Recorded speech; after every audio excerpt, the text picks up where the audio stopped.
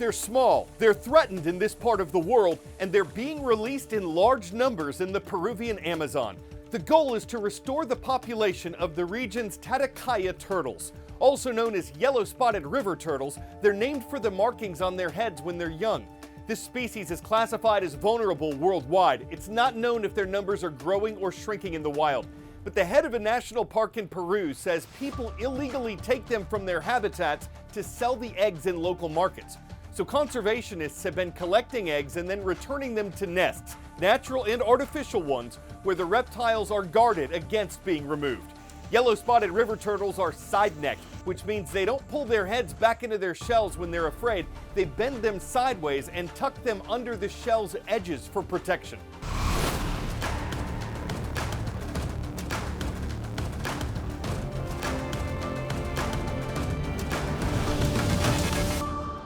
I'm Carl Azuz, and this is the world from A to Z. Welcome to the show.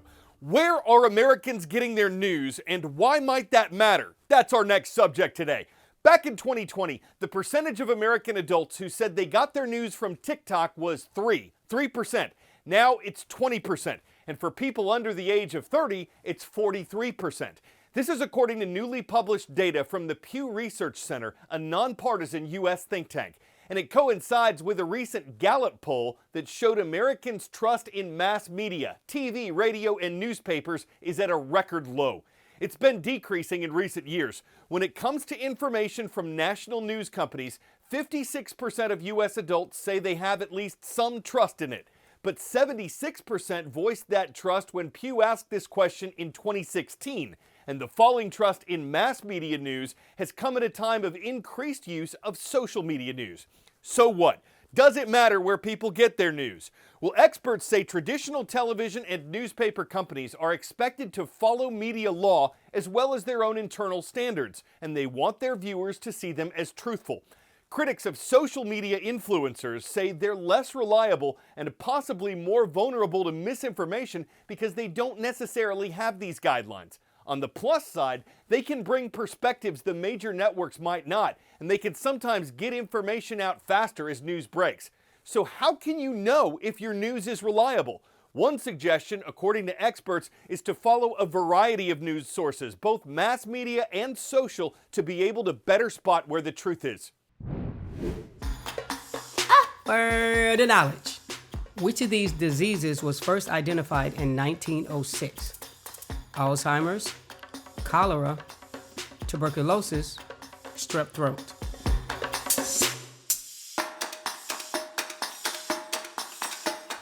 Eventually named for Alois Alzheimer, the German doctor who discovered it, Alzheimer's was described as an unusual disease of the cerebral cortex.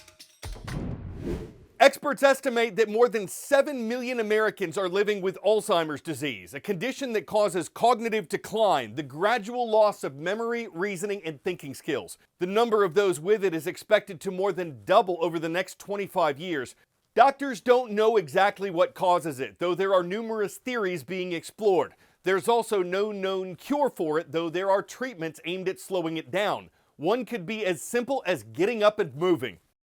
Changes in the brain occur years before the first symptoms of Alzheimer's disease appear, according to the National Institute on Aging. Doctors say physical activity may be one of the keys to prevention. What I tell my patients is that anything is better than nothing, meaning walking around the block is better than not getting off the couch at all. The presence of beta amyloid and tau proteins are hallmark signs of Alzheimer's. Amyloid can begin to accumulate in the spaces between the neurons as early as one's 30s. Potentially affecting communication between brain cells. A new observational study shows physical activity could help slow the buildup of tau and found cognitive decline was delayed by an average of 3 years for people who walk 3,000 to 5,000 steps per day and 7 years in individuals who walk 5,000 to 7,500 steps per day, according to the lead study author. Dr. Leah Kroll was not involved in the study, but says people shouldn't get tripped up on the exact number. every step is a small investment in your brain health, and those investments pay dividends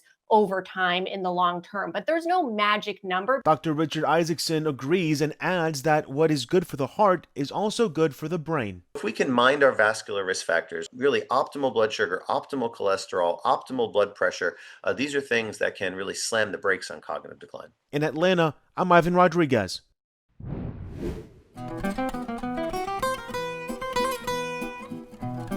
On this date in world history. November 6, 1860, Abraham Lincoln defeated 3 other candidates to become the 16th President of the United States. He dominated the vote in the North and in California and Oregon, but Lincoln won almost no votes in southern states, and by the time he was sworn in, 7 of them had left the Union and the stage was set for the Civil War. In 1869, the first intercollegiate football game was played in New Jersey. Yeah, I play in a tie. Students from Rutgers and Princeton, which was then called the College of New Jersey, played with a soccer-like ball and 25 players per side. Roughly 100 fans are reported to have watched Rutgers win 6-4. And in 1962, the United Nations General Assembly called on its members to cut off their economic and military ties with South Africa. The move was meant to pressure the country to end apartheid, racial discrimination against black South Africans that was supported by the government, but apartheid laws remained in the country until the early 1990s.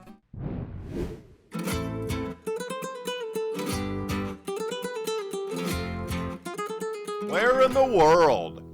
You'll find this nation on the western shore of the Indian Ocean. The colors of its flag are black, red, green, and white.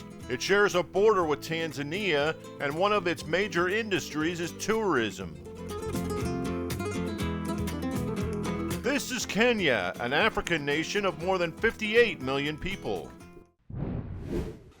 Looks like it's game on at a school in Kenya, but this isn't your average soccer match or your average ball.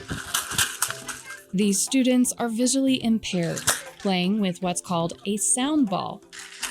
It's a completely normal football, the same ball that we make for everybody else, but this one has a set of 6 devices inside, which are made of flat metal, and so when the ball rotates, the ball bearings inside the metal saucers make the sound.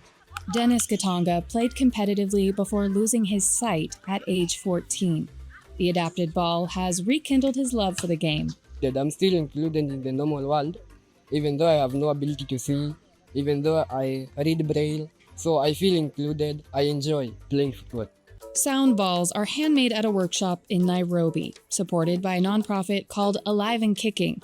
It believes access to sports and play can make a difference in communities, and not only in the lives of kids. It employs local adults and uses Kenyan-sourced materials. Sound balls are made to a strict standard, complying with 6 out of FIFA's 7 quality tests, such as rotation and bounce, only falling short on the water absorption test.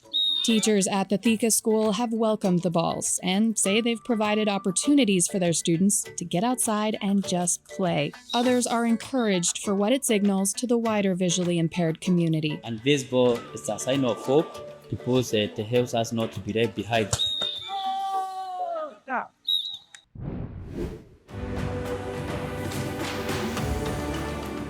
From the Request a Shoutout button at worldatozorg, we've received more than 150,000 submissions since August. They include this one from the Treasure State of Montana. Miss Van Kerkhove's class is watching from Potomac Middle School in Potomac. Next stop, Chambersburg, Pennsylvania. Mr. Palguta's class is there at Chambersburg Area Career Magnet School. It's the home of the Trojans. And we've got some Tigers here as well. From Crescent High School in Iva, South Carolina, big hello to Mrs. Johnson's class.